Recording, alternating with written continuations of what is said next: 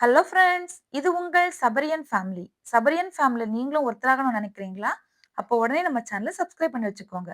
இன்னைக்கு நம்ம பார்க்கக்கூடிய ரெசிபி என்னன்னா, ஒரு பிரேக்ஃபாஸ்ட் ரெசிபி தான் பார்க்க போறோம். இத எப்படி வேணாலும் நீங்க எடுத்துக்கலாம். பிரேக்ஃபாஸ்ட், டின்னர், லஞ்ச் எத வேணா எடுத்துக்கலாம். மசாலா பொங்கல் ரெசிபி தான். இத எப்படி பண்ணலான்னு சொல்லி பார்க்கலாம். அதுக்கு ஒரு குக்கர் அடுப்புல வச்சு, குக்கர் நல்லா காஞ்சதுக்கு அப்புறமா, தேவையான அளவுக்கு எண்ணெய் ஊத்திக்கோங்க. எண்ணெய் நல்லா காஞ்சதுக்கு அப்புறமா 2, 3 சின்ன துண்டு பட்டை மட்டும் ஆட் பண்ணிக்கோங்க.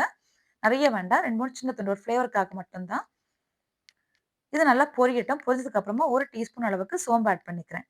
கூடவே தேவையான அளவுக்கு பொங்கல் அப்படிங்கிறதால நம்ம எவ்வளோ ஜீரகம் ஆட் பண்ணுவோமோ, அதுக்கேத்த மாரி ஜீரகம் ஆட் பண்ணிக்கோங்க.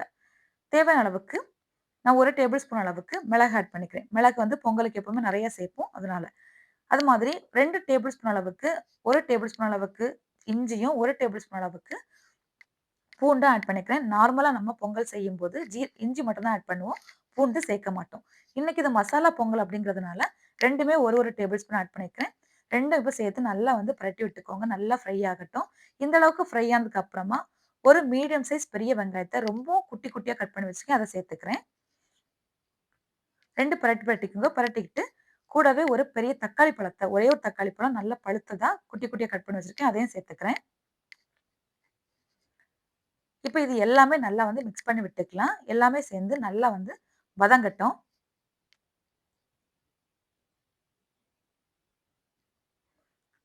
தக்காளி வந்து நல்லா வதங்கி வரட்டும். இப்ப நான் வந்து இதுவரைக்கும் நான் உப்பு சேர்க்கல. இப்போ ஒரு கைப்பிடின்னா 5 விரலுக்கு அடங்குற மாதிரி மல்லி, புதினா குட்டி குட்டியா கட் பண்ணி வச்சிருக்கேன். அதையும் சேர்த்துக்கிறேன். இதுல எதுவுமே வந்து நமக்கு கிடக்கக்கூடாது. கிடக்கிறது வந்து தெரியக்கூடாது. அந்த அளவுக்கு ரொம்ப குட்டி குட்டியா கட் பண்ணிக்கணும். ஒரு ஒரு 1 நிமிஷத்துக்கு மட்டும் வதக்கிக்கிட்டு, அதுக்கப்புறமா உப்பு சேர்த்துக்கலாம். எல்லாமே சேர்த்ததுக்கு அப்புறமா தான் நான் உப்பு சேர்க்கிறேன். மசாலா பொருட்கள் இன்னும் சேர்க்கல. மசாலா வந்து அடுத்து தான் சேர்க்க போறோம். உப்பு இப்ப நான் கொஞ்சமா சேர்த்துக்கிறேன். அதுக்கப்புறம் தேவைப்படுற அளவுக்கு ஆட் பண்ணிக்கலாம். உப்பு சேர்த்தாச்சு. அடுத்து இப்போ மசாலா பொருட்கள் ஆட் பண்ணிக்கலாம். 1/2 டீஸ்பூன் அளவுக்கு மஞ்சள் தூள், 1 டீஸ்பூன் அளவுக்கு மிளகுத்தூள். தனி மிளகுத்தூள். அவ்வளவுதான். மிளகு கிடையாது, மிளகாய் தூள். சேர்த்தாச்சு. இப்போ இது வந்து பச்சை வாடை போற அளவுக்கு மீடியம் ஃப்ளேம்ல வச்சு வதக்கிக்கோங்க.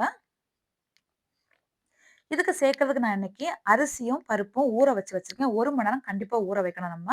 அப்பதான் நல்லா இருக்கும். 1 1/4 கப் அளவுக்கு பச்சரிசியும், அதுக்கு மீதி இருக்கக்கூடிய 3/4 கப்புக்கு வந்து சிறுபருப்பும் நல்லா ஒரு 3 தண்ணி கழுவிட்டு 1 மணி நேரம் ஊற வச்சு வச்சிருக்கேன். இப்ப நான் அத வந்து சேர்த்துக்கிறேன். சேர்த்துட்டு நல்லா அந்த மசாலா, அரிசி, பருப்பு எல்லாம் சேர்ற மாதிரி சிறுபருப்பு நல்லா ஞாபகம் வச்சுக்கோங்க. நம்ம நார்மலா பொங்கலுக்கு சிறுபருப்பு தானே சேர்ப்போம். அந்த சிறுபருப்பு தான். நான் பருப்புன்னு சொல்றேன். துவரம் பருப்பு சேர்த்துறாதீங்க. சிறுபருப்பு சேர்த்துக்கோங்க. சேர்த்துட்டு நல்லா மிக்ஸ் பண்ணி விட்டாச்சு. மிக்ஸ் பண்ணிட்டு இப்போ 1க்கு 2 இல்ல 2 1/4 அளவுக்கு தண்ணி வச்சுக்கோங்க. பச்சரிசிங்கிறதுனால நமக்கு சீக்கிரமா வெந்துரும். கொஞ்சம் குழைவா வேகணும் அப்படிங்கிறதால 2 1/4 வந்து தண்ணி சேர்த்துக்கோங்க.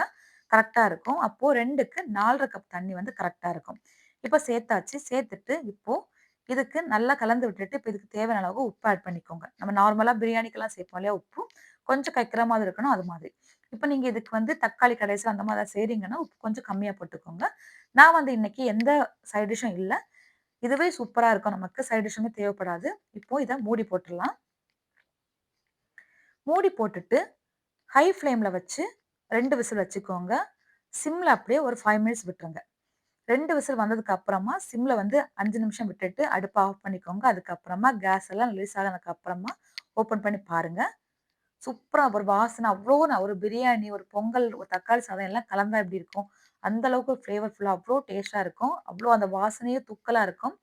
சூடா சாப்பிட்டீங்கன்னா, நீங்க நார்மலா சாப்பிடுறத விட அதிகமாவே சாப்பிடுவீங்க. அந்த அளவுக்கு டேஸ்ட்டா இருக்கும். உங்களுக்கு லைட்டா வந்து கிளறி விட்டுக்கோங்க. ஏற்கனவே நல்லா குழைவா தான் வெந்திருக்கும் நமக்கு. இன்னும் கொஞ்சம் லைட்டா குழச்சு விட்டீங்க. இன்னும் தண்ணி அதிகமா வேணும்னு நினைச்சீங்கன்னா, நீங்க 1 1/4 சாரி 2 1/4க்கு வந்து 2 1/2 கூட நீங்க சேர்த்துக்கலாம். நல்லாருக்கும். குழைவாவே இருக்கும். கொஞ்சம் ஆறும்போது, கொஞ்சம் கெட்டியாகும்போது நமக்கு அதுவே நல்லா தான் இருக்கும். ரொம்பவும் டேஸ்ட்டா இருக்கும். கடைசியா வந்து நான் இதுல 1 டேபிள் ஸ்பூன் அளவுக்கு நெய் மட்டும் ஆட் பண்ணிக்கிறேன். நீங்க வந்து நெய் வந்து பாதி நெய், பாதி எண்ணெய் கூட ஆட் பண்ணிக்கலாம். நான் வந்து 1 டேபிள் ஸ்பூன் அளவுக்கு மட்டும் வந்து கடைசியா ஆட் பண்ணிக்கிறேன். ஏன்னா பொங்கல்னு சொன்னா நமக்கு நெய் கண்டிப்பா வேணும்ல அதுக்காக.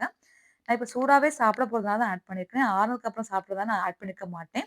ஏன்னா எங்களோட கிளைமேட்டும் சொல்லியிருக்கேன். எங்களோட வெதர் வந்து ரொம்ப வந்து சில்லுன்னு இருக்கும். அந்த உறைஞ்சது மாதிரி ஆயிரும். அதனால தான். இன்னைக்கு நம்ம இதுக்கு வந்து சைட் டிஷ் எதுவுமே செய்யல. இதுவே வந்து சூப்பரா இருக்கும் சாப்பிடுறதுக்கு. கோவில்கள் எல்லாம் சில இடங்கள்ல குடுப்பாங்க. அதே மாதிரி ரொம்ப நல்லா இருந்துச்சு. ஃபர்ஸ்ட் டைம் ட்ரை பண்ணேன். இனி வந்து நான் இத அடிக்கடி செஞ்சு சாப்பிடுவேன். டேஸ்ட் அவ்வளோ நல்லா இருந்துச்சு. நான் கரெக்ட்டான மெஷர்மென்ட் உங்களுக்கு சொல்லியிருக்கேன். லஞ்சோ, டின்னரோ, பிரேக்ஃபாஸ்ட் எதுவா வேணா எடுத்துக்கலாம். புடிச்சிருந்தா லைக் பண்ணுங்க, ஷேர் பண்ணுங்க, கமெண்ட் பண்ணுங்க. மறக்காம நம்ம சேனல